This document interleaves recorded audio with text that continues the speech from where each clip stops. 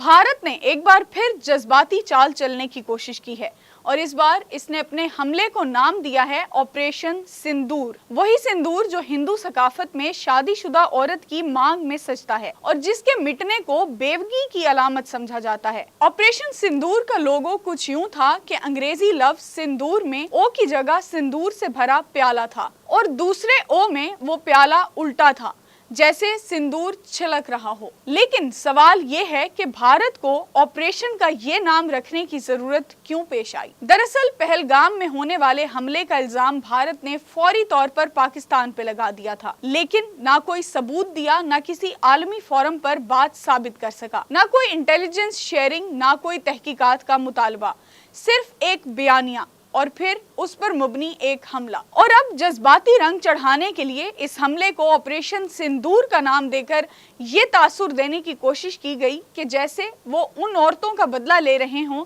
जिनके शोहर उस हमले में मारे गए। लेकिन जमीनी हकाइक क्या हैं? पाकिस्तानी फौज के मुताबिक इन हमलों में किसी दहशतगर्द कैंप को निशाना नहीं बनाया गया, बल्कि शहरी इलाकों, मसाजिद और घरों पर बम बरसाए गए। 26 बेगुनाह पाकिस्तानी शहरी, जिनमें बच्चे और खवातीन शामिल हैं, शहीद हुए, 46 जख्मी हैं। अब सवाल ये है कि भारत ने अगर वाकई दहशतगर्दी के खिलाफ कार्रवाई की है तो सबूत क्यों नहीं देता?